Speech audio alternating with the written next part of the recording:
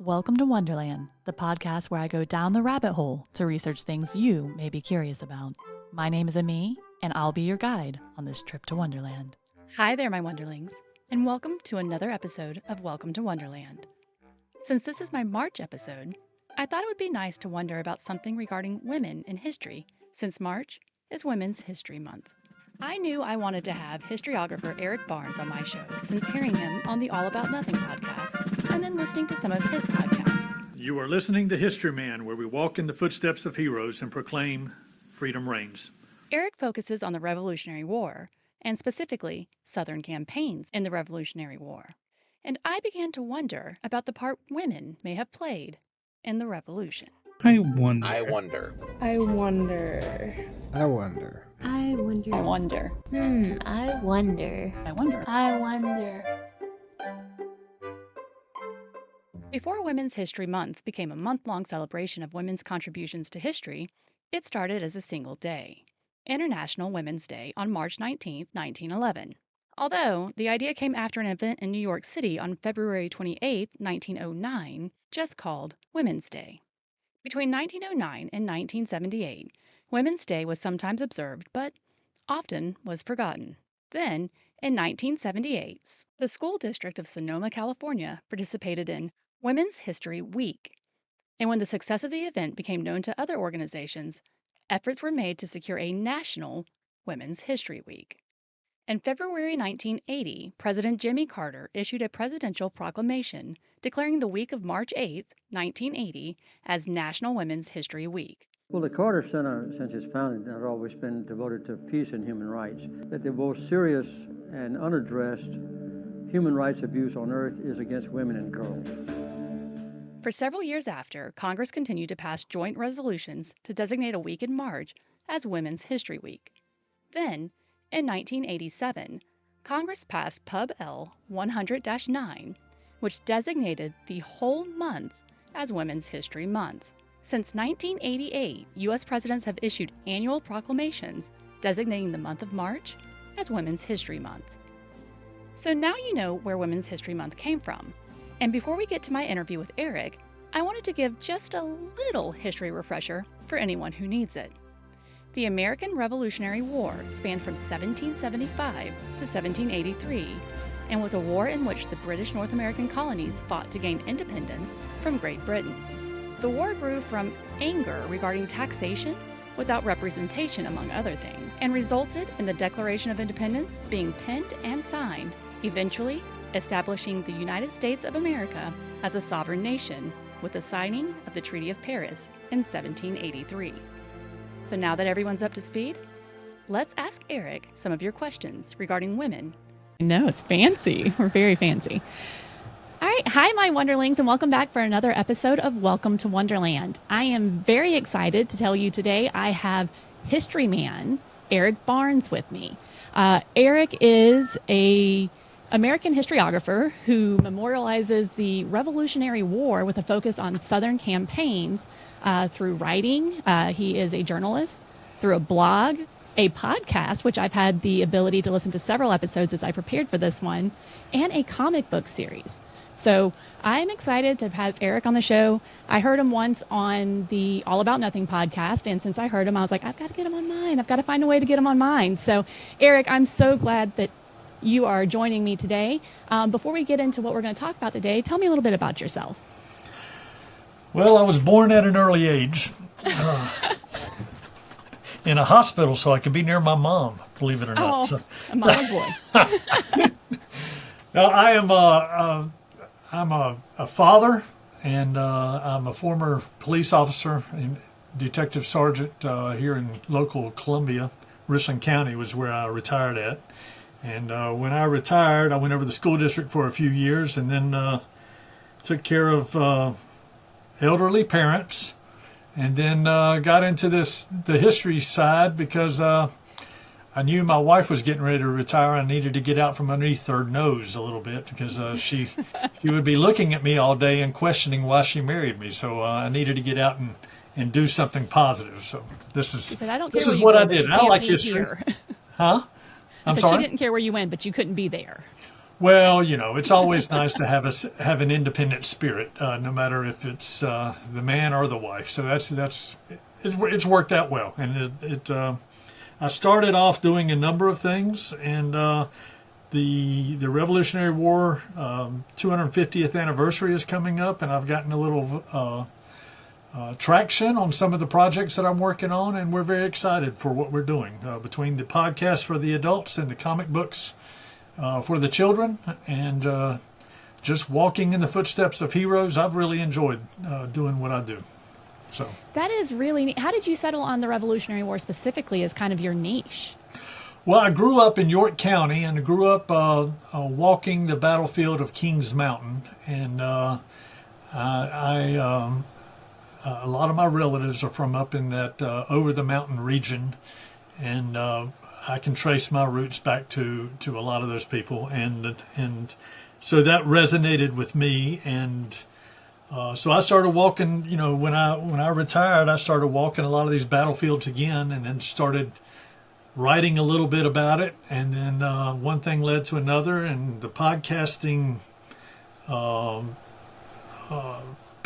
land took off, and I was like, well, I can talk a little bit about that.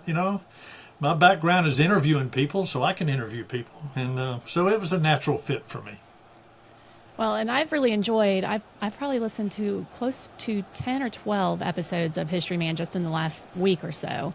And it's been really, you've had some really wonderful guests on to speak about their books, and just the animation that everybody has in talking about history. Like, they clearly, you and all of those guests are very passionate.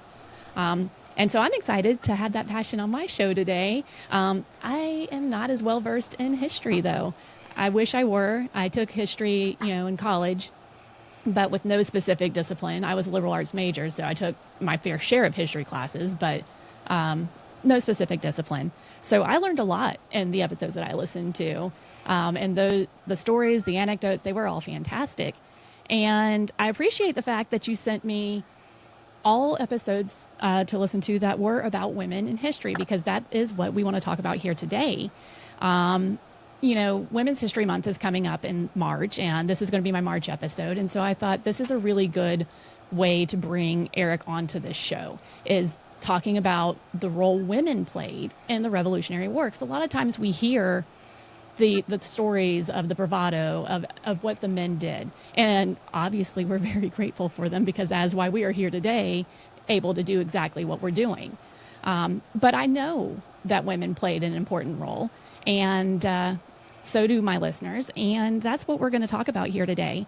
I have 8 questions from listeners that I'll play the audio for, and then we can just kind of talk about it. If you have any stories to tell about it, then that's kind of what we're looking for here. And let me tell you, I was speaking to my niece.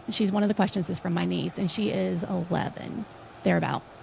And she was so excited to hear that I was doing this episode, because she loves history, and she loved the idea of hearing what women did in the Revolutionary War. So I'm excited to be able to bring that for her specifically, but for all the little girls out there who may listen. So we will go ahead and get started then. We're going to start out with a really kind of broad question from Blair in Chesney, South Carolina. If you'll go ahead and play that question for me, Barrett. What roles did women usually take on during the Revolutionary War? Wow, that's an excellent question.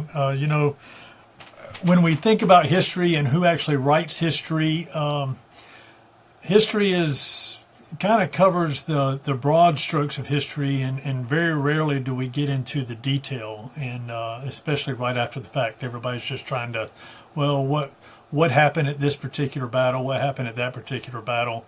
But you never hear, in many respects, you hear about the colonels and the generals, but you very rarely hear about all the minutiae, all the little things that had to happen for a battle to occur, or for a region to rise up against England, or anything like that, and who were the voices in those communities and that sort of thing.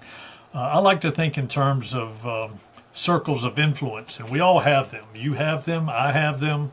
Everyone we come into contact with have circles of influence. What kind of influences did the women have at that time? Well, this was South Carolina was built from an agrarian merchant society. The farms were huge. You had plantations and contracts to England, especially down in the Low Country, but in the back country, up around Chesney, okay, up around Chesney, it was just small farms. Slave holding, slave ownership took a back seat to just eking out a living in the back country. Chesney was right on the borderland of Indian country. They had Indian raids. They were constantly worried about marauding Indians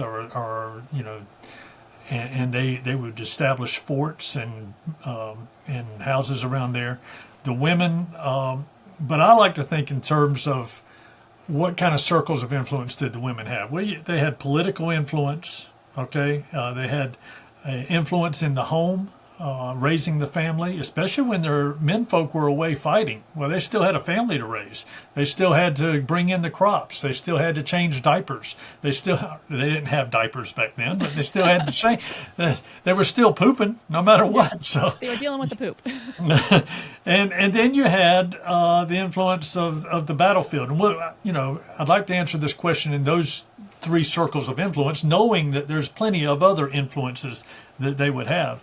From a political standpoint, when the Articles of Association, Articles of Confederation came out in 1774 as a result of all the things that were going on in Boston, the colonies sent their representatives up to Pennsylvania, and they said, well, let's have an association, the Association of Colonies.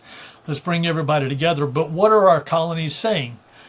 Well, in September of 1774, the women of Edenton, North Carolina, which was a pretty big port back in 1774, they came together and said, we want to say something. We want to have a say-so in this. And they actually penned one of the first associational documents that came out of the colonies.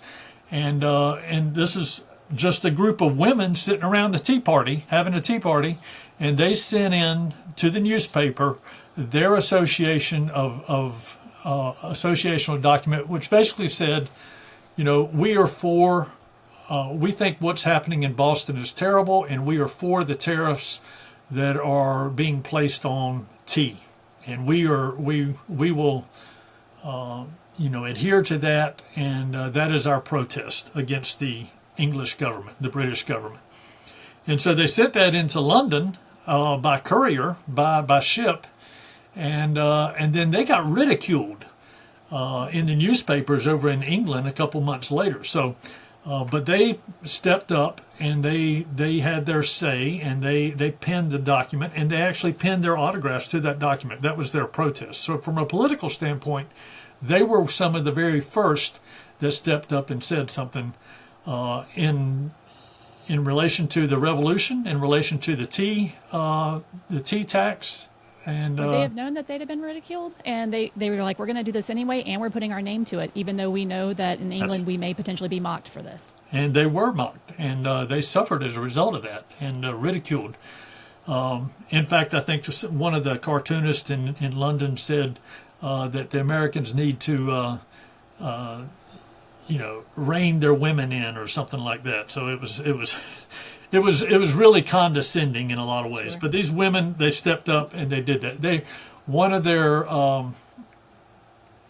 Iredell County in North Carolina is named after the man who helped them out, who was kind of a big proponent of what they did and helped them send that message over to England. So that was pretty good. So from a political standpoint, that was one circle of influence they had. From a home standpoint, let's talk about the Martintown women. And these women down in Martintown, South Carolina, they moved to South Carolina, and then the husband, Abram Martin, died at the hands of, when he was out surveying some land over in Georgia, the Indians came up and killed him. So Elizabeth Martin had to raise that family and her extended family, for the most part, by herself. And she had, and they would build cabins around the main cabin that her and her husband had built. She had like 9 sons, and when the revolution came around, she was like, if I had been able to have more, I would have been glad to have more to send them off to the revolution, right? So, but she was the aunt of John Marshall, one of our first Supreme Court justices and a founding father of this country. But she was she ran that home, and she was a devout patriot. A British soldier came up to her after one of her kids got killed in a battle, and he bragged about how he saw his brains splatter on the battlefield, and he made the comment. And if I can read what she said, he could not have died in a nobler cause. And so that was pretty good. She lamented the fact that she didn't have more sons to contribute to the cause. So, but her daughters-in-law, they realized that the Americans were trying to take Augusta and 96 at the same time, and the road between those two was Martintown Road, coming right through her area. So she ended up, her daughters-in-law ended up seeing both sides of the army come through. Well, they heard that a messenger from the British Army was coming, and they decided that, they are trying to get reinforcements to the British side, and this is going to affect our husbands and and her sons. So we need to do something about it. Well, the daughters-in-law, they realized that they could don their husbands' uniforms, and they went out and held up the messenger, and his guards took the message, and ultimately ended up taking it back to Nathaniel Greene and affecting and giving him that information, that vital information. Little side note: those same British officers who were delivering the message ended up at their house later on that morning and did not recognize them because they were out of the uniforms, and they actually fed them breakfast that morning. So so they not only held them up, delivered the message to Nathaniel Greene, but fed the enemy breakfast the next morning. So those are some good things, and that was from the home side. And from the battlefield side, in the North they talk about Molly Pitcher, who was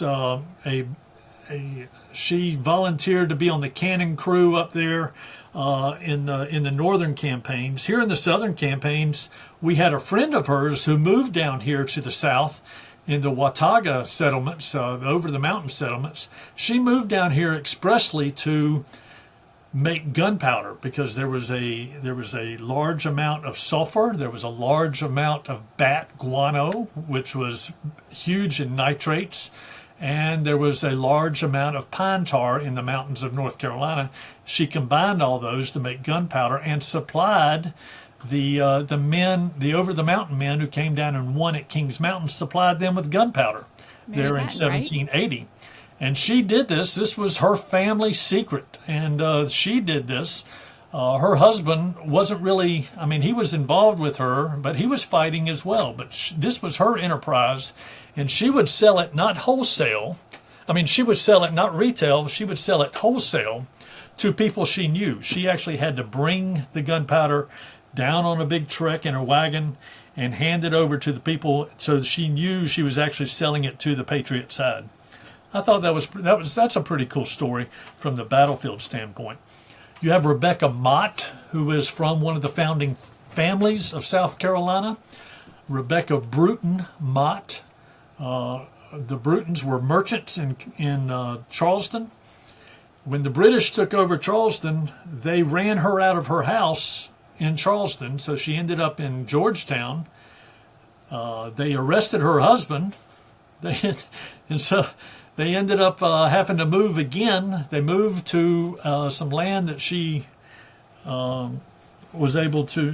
she got when her brother had died on a shipwreck around Fort Mott, which is right at just north of St. Matthews, South Carolina. She moved there There was no house on that. There was a old overseer's house on that property. She moved the family and extended family in there, built a house, and as soon as she got her house built, the British moved in, threw her out of the house again. Get out of here. So when the American Army came with Francis Marion and Light Horse Harry Lee to, engage the British at her house that was fortified now, she gave them an arrow that is used to burn things. So they used it in ships. You could fire it out of a musket. And she gave the arrow, presented the arrow to Light Horse Harry Lee and Francis Marion and said, burn my house. This is a brand new house. Burn my house. The British are here. They're not supposed to be here. I want you to burn the house. And she did, or they did. And then they put out the fire, so they didn't burn the house down, but the British surrendered. And then she fed them dinner afterwards. So she fed them all dinner. So I don't know what it is. I mean, they can not only fight the British, but at the end of the day, they can actually feed them. So it's an interesting. That's the starting of Southern hospitality as well. That's exactly right. And another one on the battlefield, I think about Emily Geiger, where Nathaniel Greene used her as a messenger to try to get to Thomas Sumter. She went out in the middle of the night. She evaded the British, then all of a sudden got caught by the British at Fort Granby, which is Casey, modern-day Casey now. I didn't know that. She got caught. She realized she still had the message on her. She memorized the message, ate the paper, and then so when the woman came in to search her, she didn't have anything on her, and they had to let her go. But she had memorized the message, and she got it to Thomas Sumter, and that message was, delivered. She accomplished her mission, and that helped in the efforts there. Shortly thereafter,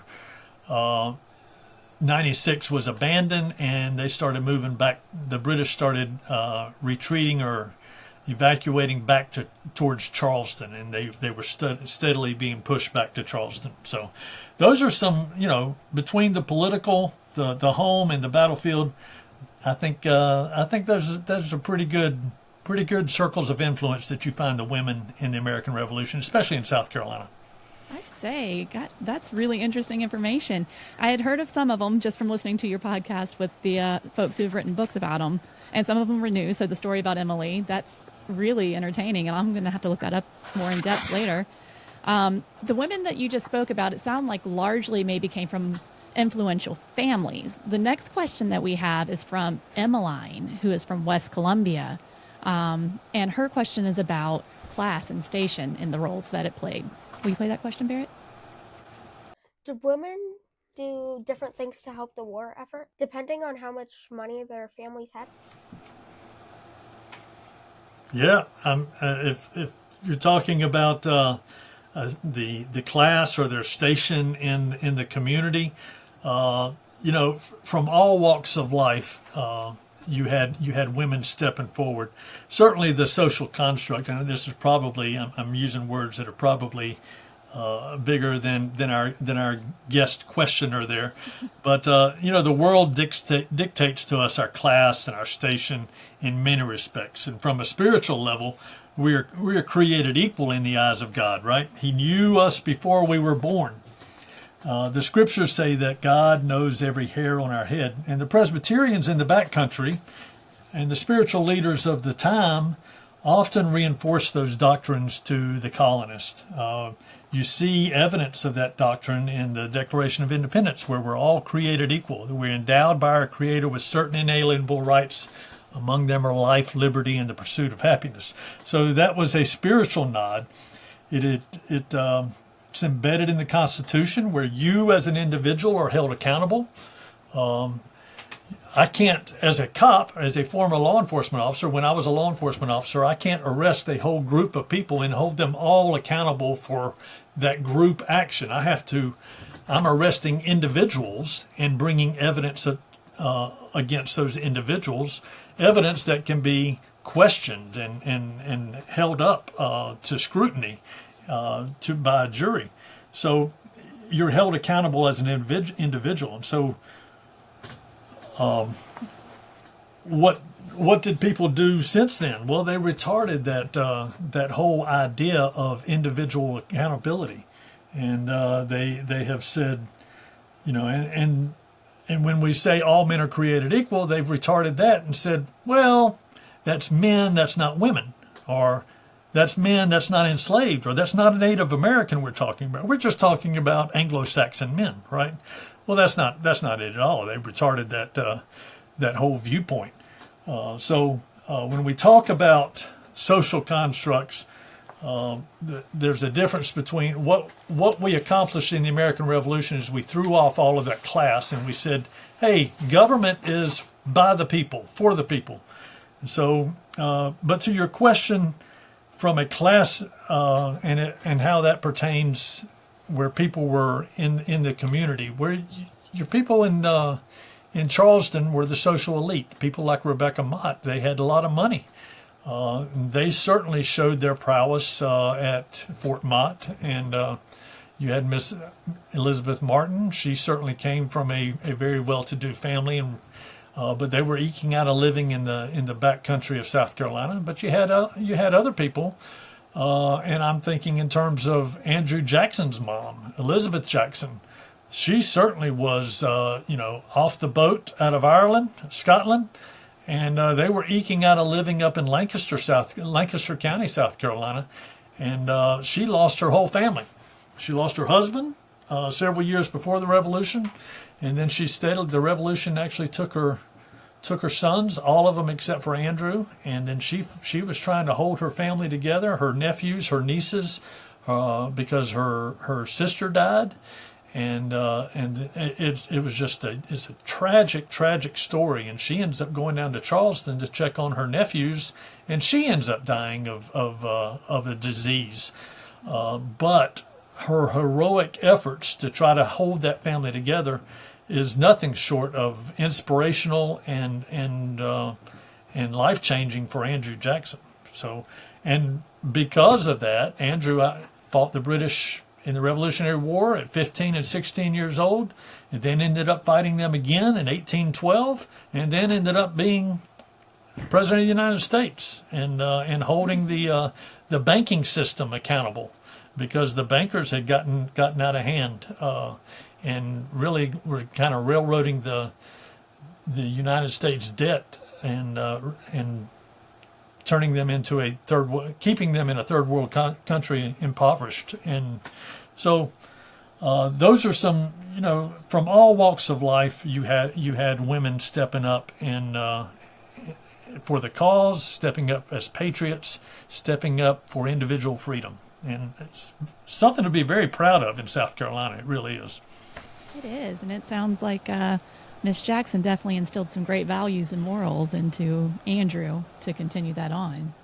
She did. She actually wrote the last thing she wrote him, and if you don't mind, I'll say a little bit. I'll talk a little bit about that. The last thing she wrote him was, "Avoid quarrels as long as you can without yielding to imposition. But sustain your manhood always. Never bring a suit of law for assault and battery or for defamation. The law affords no remedy for such outrages that can satisfy the feelings of a true man. Never wound the feelings of others. Never brook wanton outrage upon your own feelings. And if you ever have to vindicate your feelings or defend your honor, do it calmly. If angry at first, wait till your wrath cools before you proceed." Now, I'm certain that we can say that in a more succinct fashion today, but those are good words. That's wisdom that's passed on to her son, and knowing that she may not live to see him again, and she didn't. That's crazy. Well, Crazy to think about. Words to leave as her legacy to him. That's right. So, That's right. and we'll move right along then. So, we've talked about a couple different ways now that different women have played their part in the Revolutionary War, especially down here in the South. This next question is from Cheyenne from, Eastover originally, but Irmo these days. What is a surprising way women were involved in the Revolutionary War? Wow. I'm amazed by all the stories that women have played in the American Revolution, especially here in South Carolina. We talked a little bit about Emily Geiger just now, the messenger that helped Nathaniel Greene and took a message to Thomas Sumter. We have Mary Dillard from the upstate learning that the British were about to attack General Sumter, and she forded a flooded river to warn them, and then got back in time to get her baby that she had to tie up on the bedpost. The bedpost. Oh no! So she heard about that they were getting ready to attack, and they were in her house actually, and so they went to sleep or whatever. She knew what was getting ready to happen. She tied her baby to the bedpost, took out in the middle of the night, swam or forded a flooded river, went over to General Sumter's camp, warned him, and then got back in time to get her baby before the baby started making all sorts of noise. So, but what happened was I think she actually got involved in the battle, and the British realized what was going on and actually burned the house down, and she freaked out over the baby. And I may be messing this story up a little bit. I don't think I am, but I might be messing it up a little bit. She got back, the house was burned down, but the neighbor had taken control of the baby. So, Oh, because the baby was tied to the bed while she... Yeah. So it's crazy. I mean, you think about, you didn't have phones back then. You didn't, you got around by foot or horse. And if the soldiers show up at your house, what are you going to do?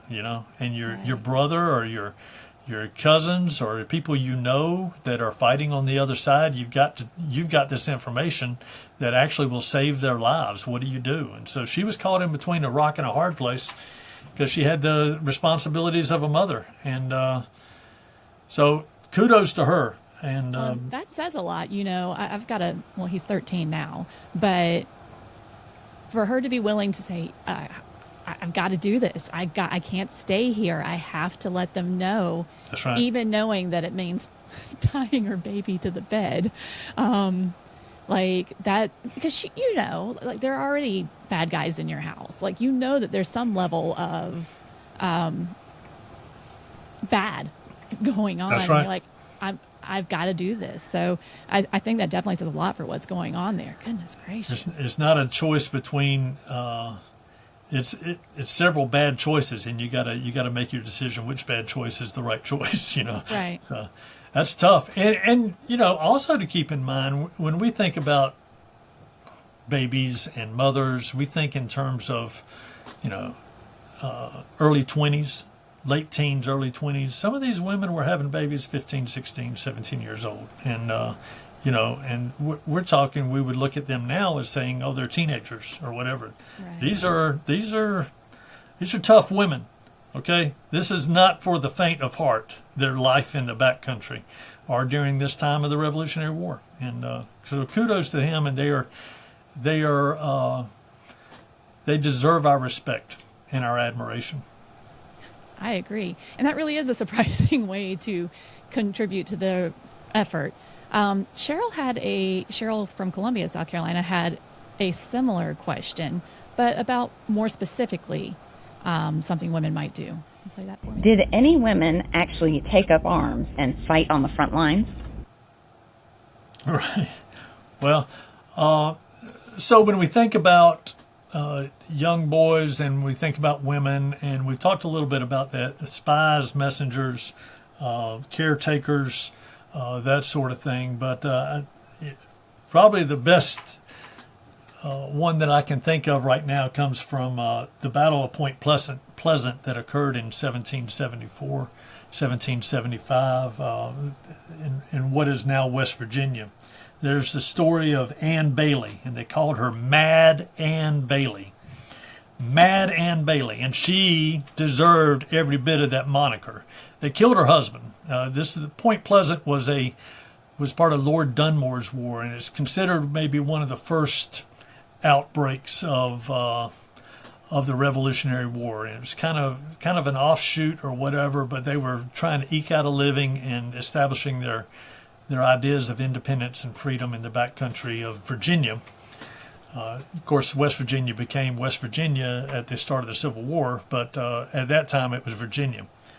Well, they were going up against the Indians, and it could have gone either way. Isaac Shelby said this was a tough fight, and they were fighting from Virginia to the Ohio River Valley. I mean, it was several different points in here.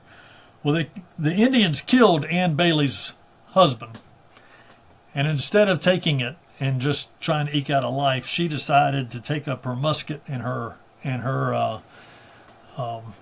knife, and she went on the warpath herself, and she became the fear and the dread of the women. Of the Indians in that area, and they called her Mad Ann Bailey. She was considered a fiery woman. They actually, at Point Pleasant, they actually have a statue, a monument up to her, because that was, she made her presence known. She became a school teacher later on, raising her kids, and then she's buried on the property of her son. But she died around 1830, somewhere in there, 1832, somewhere in there. But she was a school teacher after the Revolutionary War.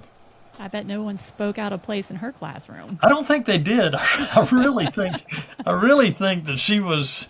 People had to hold their tongue around her because she told it like it was. I understand she was a fiery, red-headed woman, and every bit of what that gives you, the vision that gives you in your mind. So and this is kind of an offshoot of that, just out of my own curiosity, were they having to fight Native Americans at the same time that they were fighting the British? Like, were colonialists fighting two separate places in some situations? Right. The over the mountain men certainly were doing that. That was if you talk to the historians here in South Carolina, especially in those 96 area up around Greenville, all that was Indian territory, and that was a big issue for them. The over the mountain men, their big issue was the Indians are on the warpath. We can't leave our family in order to go take on the British regulars because we got the Indians, and the British were actually funding the Indians, giving them gunpowder, giving them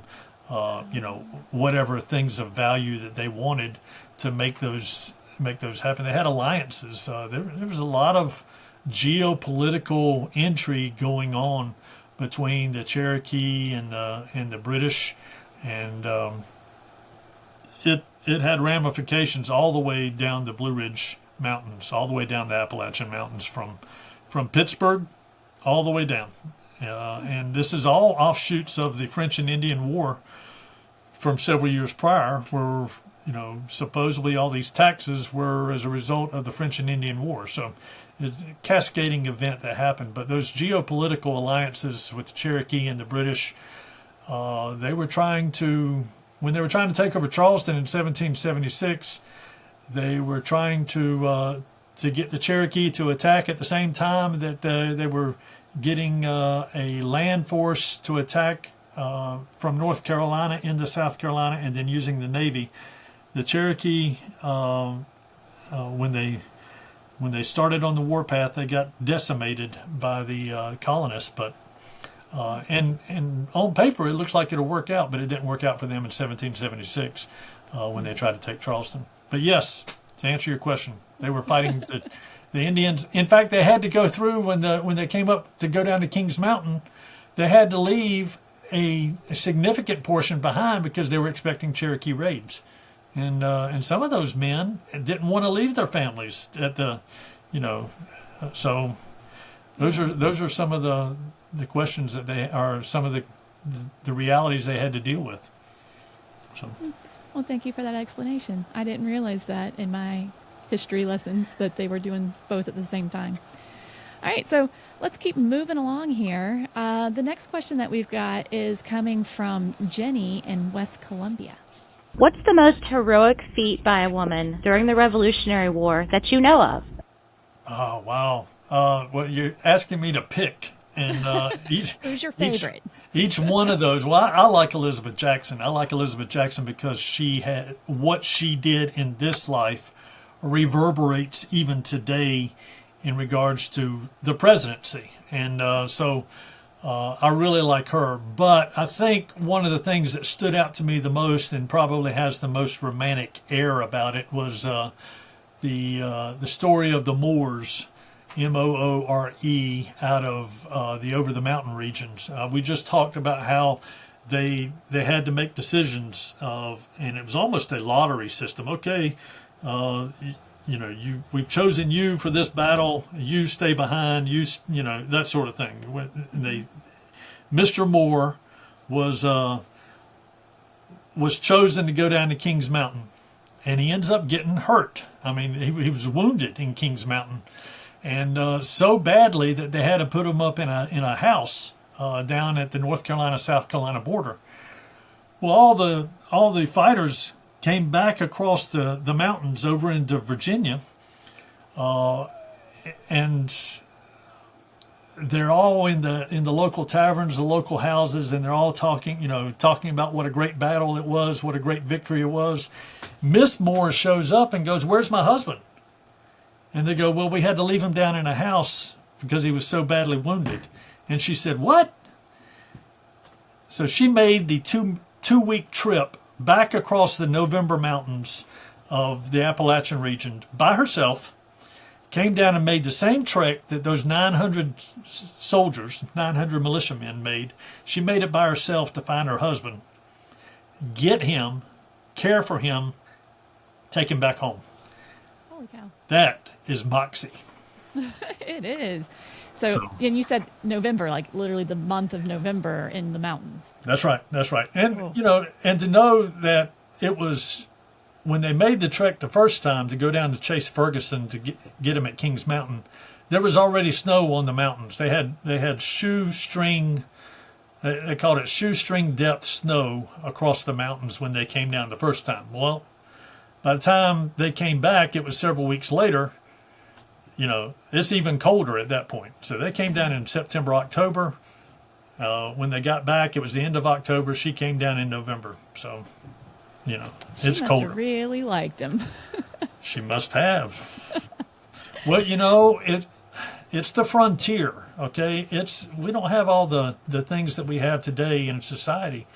It took a good couple to eke out that living, right? Otherwise, it was exponentially harder. And so, that love was built in trust and built in the hardcore parts of life. So kudos to them. It's a great story that I love, and hopefully y'all share some of that. So that's really sweet. We'll move right on along. So we've talked about a lot of really some names that I've heard before, some notable women. This next question is from Emmeline again in West Columbia. Who was the most well-known woman in the war, and what did she do? Yeah. So much of the Southern campaigns are lost to history. We're just now reviving those, the historians here in South Carolina, where we talk about how we didn't start the Revolutionary War, but certainly it ended here in South Carolina. But historically speaking, Molly Pitcher is probably one of the best known fighters because she was a cannoneer. She manned the cannon in the northern campaigns, and the cannon at that time were kind of a new technology. And if you put too much powder in those cannons and they weren't forged correctly, they could blow up. That certainly happened and killed a couple of enslaved people here in Charleston. But it was a dangerous thing, and if you didn't swab the cannons correctly and cool them down and get all the gunpowder out of there, they could actually blow up on you. So Molly Pitcher is actually one of the best known fighters. But here, in South Carolina, I'd break it up between the Low Country and the Upstate. And in the Low Country, I would have to say, you're talking about fighters. You're talking about somebody carrying muskets and that sort of thing. And I think you try not to.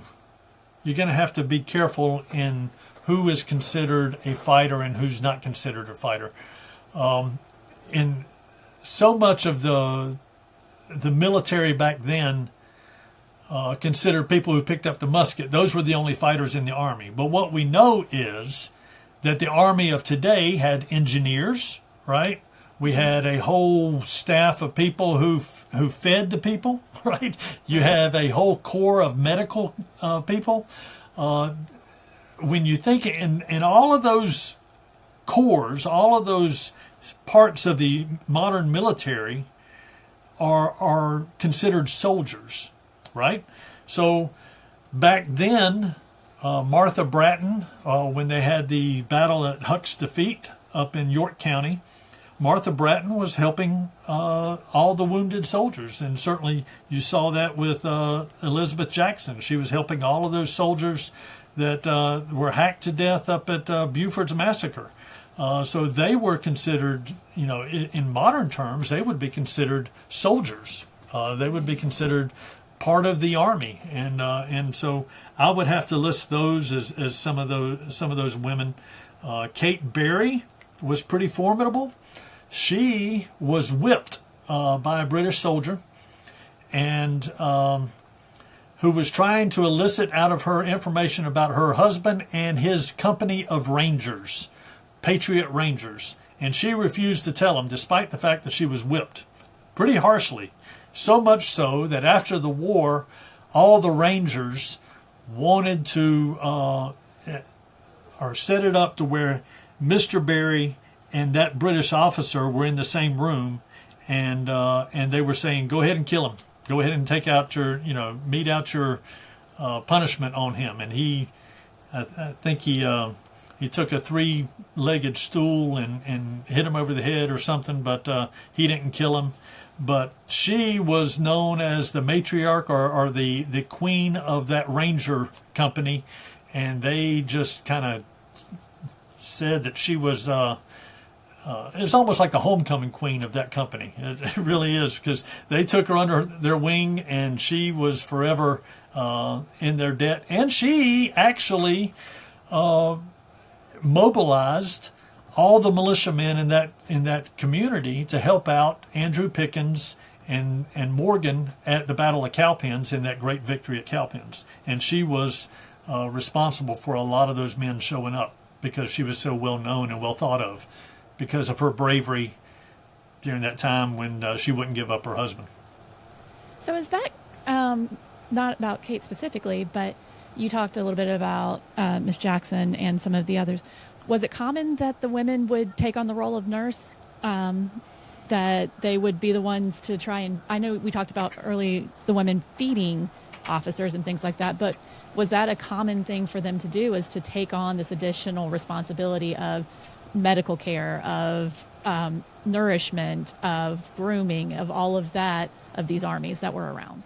Yeah, I don't know if you could say that across. I mean, it's such a big, broad brush in that regard. Certainly, women took care of the families, right, and they had to deal with all the boo-boos and everything that went on with that.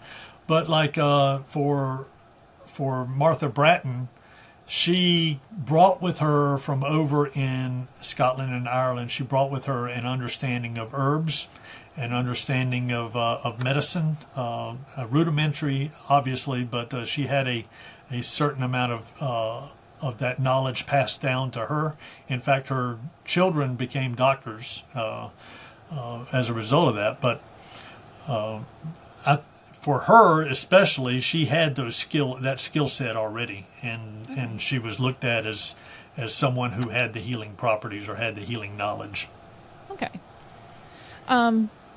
So the next question here we've got is actually from Barrett, also of West Columbia, South Carolina.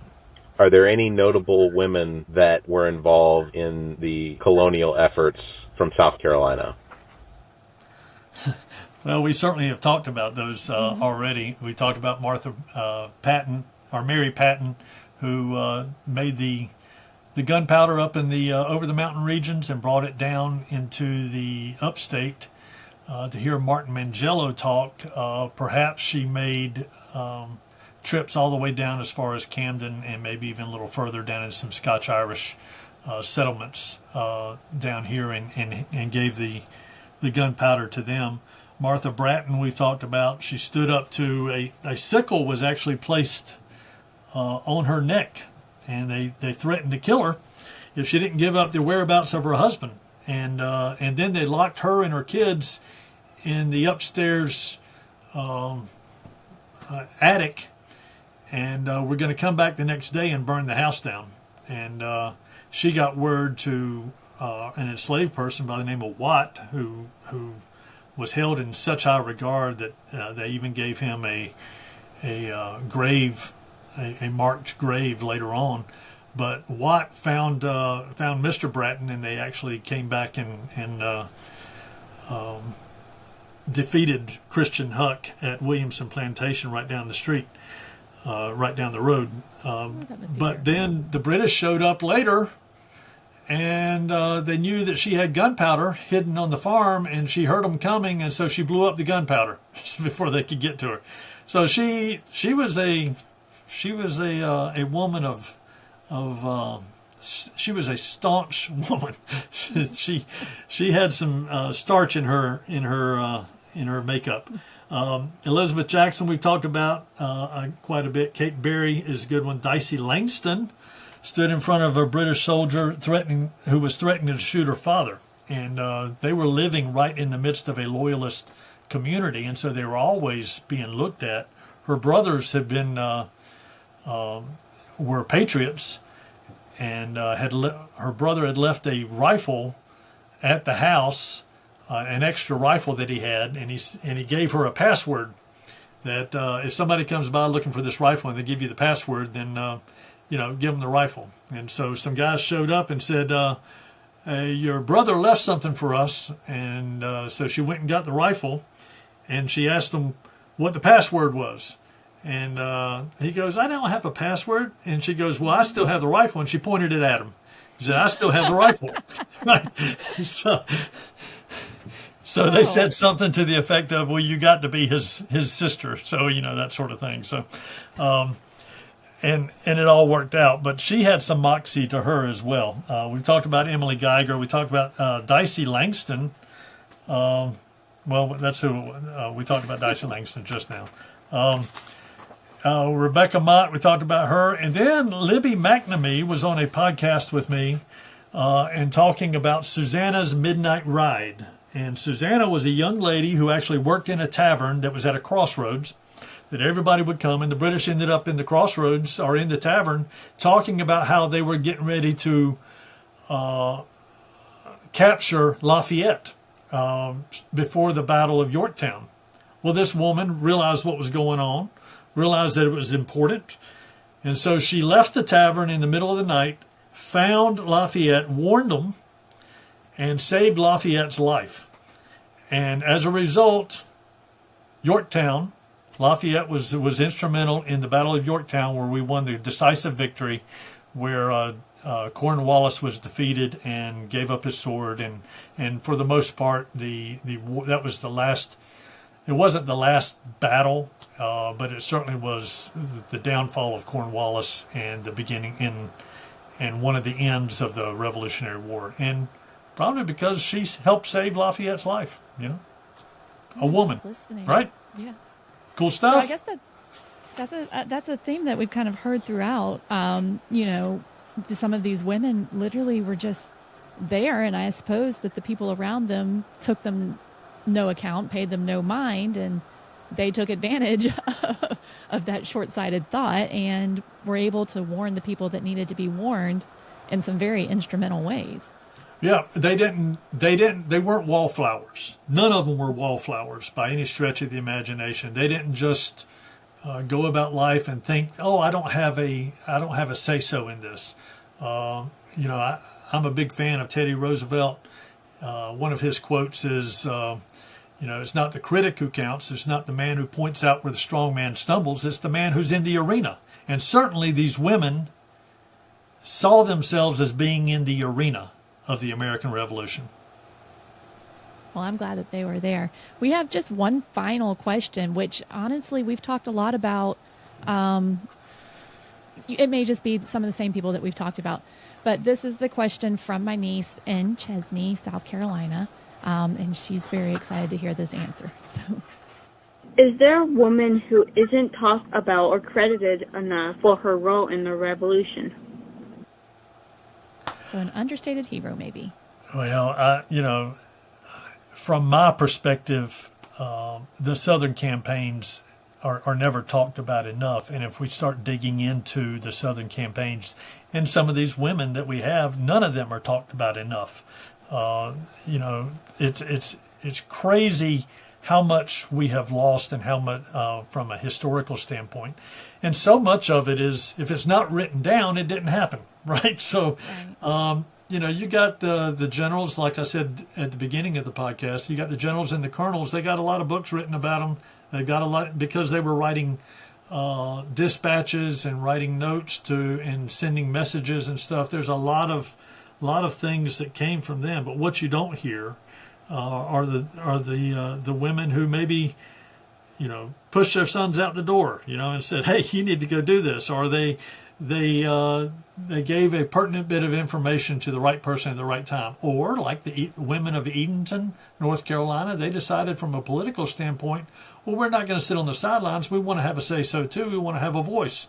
And they stepped up and signed their names to that piece of paper. And not only just kept their voices in their community, they sent it over to England to let them know what they thought, And so it's these women, these stories that we have out of the Revolution, a lot of them are lost to history. Thank goodness we have some historians that are digging out some of this stuff. We find a lot of those in the pension applications that came around in the middle 1800s, and you find some of them are widows who were trying to get the pensions for their husbands who fought in the war, and they're detailing what happened. There's a guy,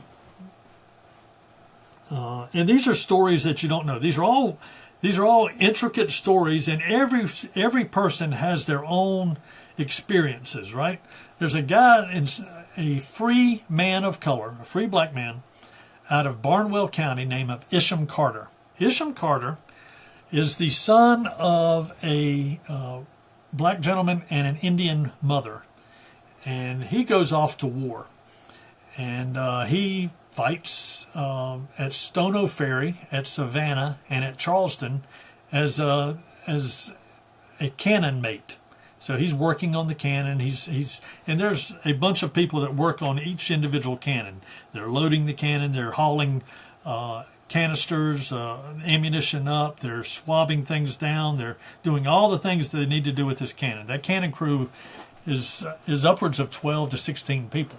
So he's part of that cannon crew. Well, he goes through and he made the choice to join the Patriot side, right? And he did. And then he gets captured at Charleston. Well, he ends up marrying a woman after the war, and they settle down. And I think they actually settled down in another state or whatever. Those experiences, and she actually. He makes a pension application not for himself as much as for his wife, and trying to make sure that she's taken care of. And that's not really an answer to your question, because I feel like we've answered a lot of those women and stuff. But everybody has their experiences, and a lot of these experiences we don't know anything about. And a lot of these heroic things that happen, we just don't know anything about it. And there's a lot of tragedy, and any time we have with war. And you start tying into the infectious diseases and smallpox and all of that stuff. Oh my goodness, that just brings up another layer of tragedy that occurs during the Revolutionary War time and during the midst of all of these people. One woman that stands out in my mind is the Catawba Indian Miss New River. Okay. And dadgummit. She was a chieftain out of the Catawba Indians, and during peacetime, she actually was the leader of the Catawba Indians, and during wartime, they kind of ceded over that responsibility to her husband. Major New River. But they took in, and this is in part and parcel because of her leadership, they took in Thomas Sumter and all those partisans who were the only thing left against the British when the British came into Charleston and moved up into Lancaster County. They were the only force that, and it's Sally New River, they were the only force that stood between the British and taking over all of South Carolina. Sally New River, the chiefess of the Catawba Indians, said, "No, we're taking them in. They are our friends." And the Catawba Indians were with us from the beginning all the way to the end of the American Revolution. And it was part and parcel to her leadership in the Catawba Nation. Oh, that is interesting. I think Haley's going to love to read more about Chiefess New River. I think that she's going to be very excited about that. And I know you said, and we'll kind of start winding down now. I know I loved you said in answer to the question that you didn't feel like Southern people were talked about, the Southern campaigns were nearly talked about enough in the Revolutionary War. Started all up in Boston, Philadelphia, all of those. And that's what you hear in school and everything when you're learning about the Revolutionary War. I mean, other than some of the big ones from the South. But you mentioned that people are still kind of putting together some of the stories, some of the anecdotes, some of what actually happened during that long time period of the Revolutionary War in the South. How are y'all doing that? What goes into that? Well, the 250th Commission, South Carolina 250th Commission, and the legislature has set aside a whole bunch of money to do research and to come up with these different projects. They're putting money into education, not only education for the children, but education for about the free and enslaved people back then, about the women. They are like my comic book series have actually are funding a lot of that, and they're saying we want you to include those stories of the children, of the women, of the free and enslaved, of the British loyalists. We want to hear the total tapestry of what happened in the American Revolution in South Carolina. In South Carolina, there's an author called Jack Parker. John Parker wrote the book Parker's Guide to the Revolutionary War in South Carolina. In it, he says that there's over 580 battles, skirmishes, engagements, and really just petty feuds that are coming out of that time. And I say petty feuds, they ended up killing each other. So I mean, it's not petty by any stretch of the imagination. But 580, when you start thinking about that number and comparing it to any other colony, the closest to us is New Jersey as far as the amount of battles. We literally, when the British moved out of the north and they came south, they felt like they could keep South Carolina as a colony, much like Ireland. Okay, and so this whole push to keep all this geography in South and North Carolina was because they wanted to keep South Carolina as kind of a puppet government for their colonial interests. They wanted to take our raw goods and turn them into textiles or whatever over in Great Britain and sell them to the empire, sell them to the world, right? So they wanted to keep us that way and keep us subjugated in that way. So they wanted South Carolina because it was the most prosperous at the time, basically because of those raw goods, and that was important. And so a lot of those battles towards the end of the war, from 1779 to the end of the war in 1782, 1783, were fought here in South Carolina. 580 battles, skirmishes, engagements, feuds were fought here.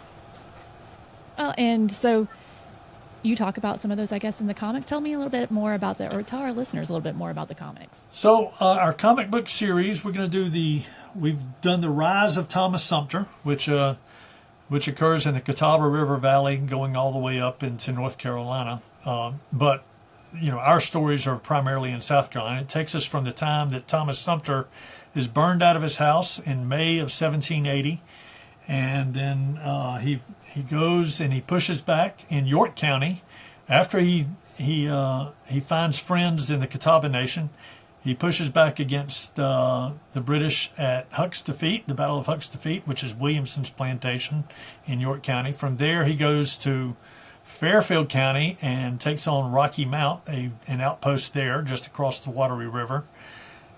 He takes on the British again at the Battle of Hanging Rock, which is a significant place in Lancaster County. From there, he goes right before the Battle of Camden. He goes with a contingent of forces, and they go down and raid or defeat a group called Carey's Fort. It was a supply outpost.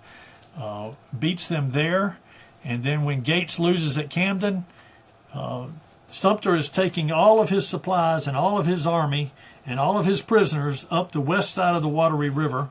Camden is defeated. Gates is defeated at Camden on the east side of the river, and Sumter is hanging out there in the wind, and he doesn't have anybody to keep the British army from crossing the river to get him. And they ultimately did get him up around Great Falls, South Carolina, a place called Fishing Creek, which is right there at the dam. I don't know if you know anybody about the Rocky Creek Dam, but it's up right there at Fishing Creek, right there above Great Falls. So that's the first six series. Then we do the Unlikely Heroes, which is Martintown. We're just completing one on Fort Thickety in Cherokee County. And we're starting a series on the rise of Francis Marion, and then another series, the rise of Andrew Pickens. And we should have all those completed by, our deadline is about January or February of next year, but we'll see. We're pushing to make it happen. Do you write those? Do you write the dialogue? Or I do the research and I write the dialogues. We try to weave in several stories, like our comic book or our graphic novel on Buford's Massacre. It's called Buford's Quarter. I wrote those, and we intertwined Miss Jackson into that story because Andrew Jackson actually at the end, when Buford's Massacre happens, that's about when they decided that they would sign up for the American Army around that time and fought under William Davey. But I intertwined several different stories within there. We've got the Catawba Indians. We've got Ishmael Titus, who was part of the Cleveland's Devils. He's a black gentleman out of Wilkes County, North Carolina, came down and fought at Camden. So we talk a little bit about him. He fought at Kings Mountain. He fought at Guilford's Courthouse. He was a real war fighter. You don't hear about people like that, but he was there, and he did his part, and we are free because of that, and because of people like that, everyday people like you and me, not necessarily. We hear about the colonels and the generals, but we don't hear about the everyday people. Ishmael Titus was certainly one of those everyday people. But we talk about those, and we're excited about the comic books that are coming up. That is exciting. I will have to, and we can touch base in email. I'll have to get your two favorite, I think, because I will order two of those to give away to a lucky listener who shares and likes and interacts with this episode. But I want to be sure I give them the two that you think are the best. I know you. Well, we'll definitely send you Unlikely Heroes, which is the women heroes down in Martintown. We'll definitely put that out there for you. All right, that's perfect. All right, so I don't have any other questions. I don't have any other questions from my listeners on this one. Is there anything that you'd like to say to everybody, or any questions that you have? Well, this is what I ask all of my podcast episodes. I have my podcast for the adults and the comic books for the children. But I ask all my podcast guests, what does liberty mean to you, Amy? Part of me was worried that you were going to ask me that because I'd listened to just so many in a row. And I think liberty to me is different than maybe liberty would have been to my foremothers. Life was different back then for a woman in general, but what it means is it let them fight for more so that I could have more. And it lets me fight for more so that my daughters and granddaughters can have more. And we can do it all without oppression, that we can have everything that we need, that we desire, that's good, that we can be good in the world and do that without oppression from the government. That's a fantastic answer. And the beauty about that is, our government, the way we have set that up, the way we have set the government up is that the individual does have freedom to do that. But that freedom came at a cost and continues to be something that we have to make sure that we are on the front line to preserve, because there are always those forces out there that are trying to take it away. Thank you. I appreciate that. I appreciate that. I appreciate you. I appreciate you coming on. I'm very excited to get this episode out, and I think that there are a lot of people who will just love this history lesson that we got today. So thank you for taking the time to sit down with me today. Well, thank you. There's a lot to be proud of as Americans and South Carolinians. So thank you. Absolutely. Well, guys, I really enjoyed speaking with Eric, and I learned so much. I hope that you enjoyed this as much as I did. And if you have a hankering for more history, be sure to check out Eric's History Man podcast. Until next time, be safe, be kind, and stay curious. The Welcome to Wonderland podcast is copyrighted by Yaniv Land and is part of Big Media. This episode was recorded in part in the Big Media home studio and in part in the Welcome to Wonderland recording closet. Any thoughts or opinions expressed as part of this production are those of the hostess unless otherwise indicated. Subscribe to this podcast wherever you get your podcasts. Please follow, like, and share this podcast. Find us on Facebook at Welcome to Wonderland the podcast, and on X, the app formerly known as Twitter, at Wonderland_pod. Check out behind-the-scenes moments and other videos on TikTok at Wonderland Pod. And finally, check out pictures, additional information, and go further down the rabbit hole at our website at www.wtwlpod.com. To submit corrections, additional information, or requests for episodes, please email the hostess at Welcome to Wonderland the podcast. Email the hostess at welcometowonderlandpod@gmail.com.